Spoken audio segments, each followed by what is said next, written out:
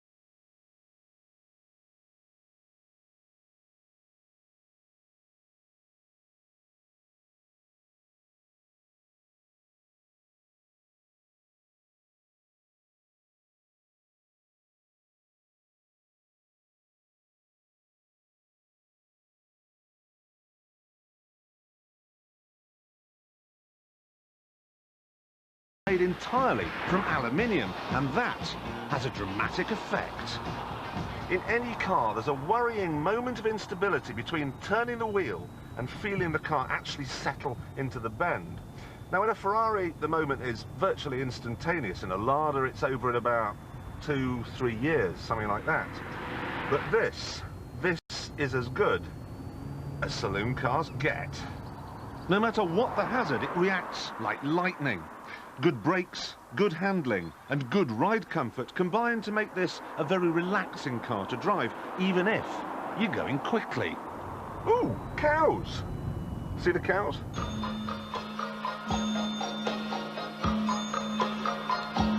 Of course there is. When you're on your own and feeling lazy, you drive this car just like an automatic. But when Jenkins from accounts climbs on board, you slide the lever over here, and you have manual control. To change up, you push it forwards. To change down, you pull it back. I have to say this is probably the best of the so-called semi-automatic gearbox systems because it has 5 speeds as opposed to the Porsche, which has 4. But this one does think it knows best. Look at this. I want to go in 5th, and it keeps telling me I have to go in 4th. Look, I'm the boss here. Who won the war anyway?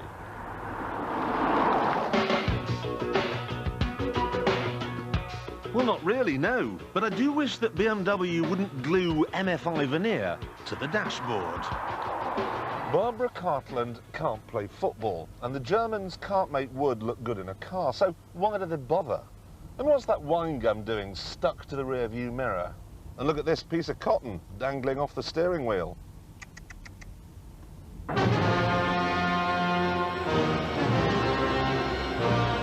Well, for once, it's not bad. This 528 comes with traction control and all the toys for £30,000. But best of all, for the first time in living memory, BMW has provided a stereo as standard. Hello? Hello, all you Jaguar, Mercedes and Lexus drivers. Did you hear that? I'll play it again, all right?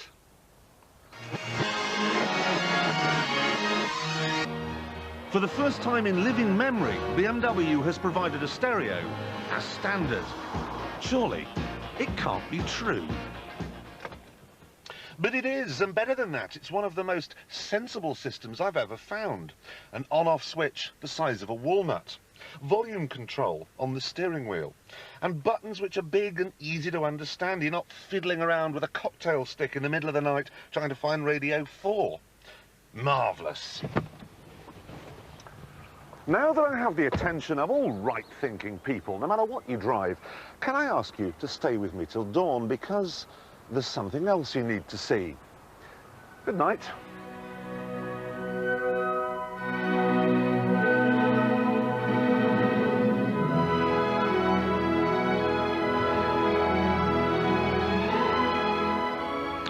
Morning.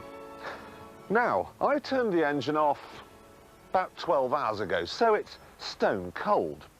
Now, ordinarily, I'd be waiting 7 or 8 minutes for the heater to start working, but not in this.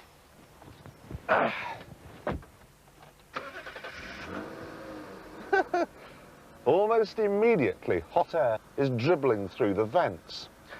Apparently, there's a sort of thermos-type thingy somewhere behind the dashboard which can store the engine's heat for up to 2 days. It's a £700 option at the moment, but it's gotta be worth it. This is a damn fine car which is bristling with world firsts and good ideas. I still can't see it pulling in too many Mercedes or Jaguar drivers because of what it stands for, because of that 80s image. But it's easily good enough to keep BMW drivers smiling a smile the size of Cheshire.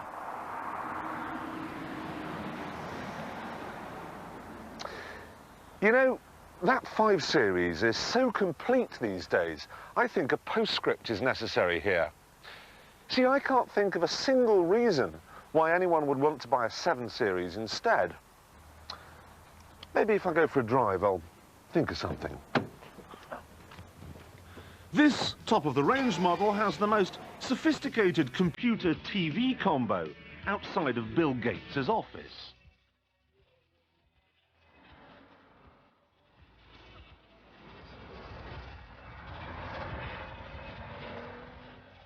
It has a V12 engine and a long wheelbase, but is it worth £40,000 more than a 528?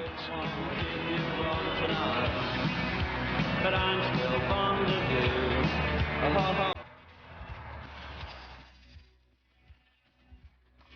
you. Nope.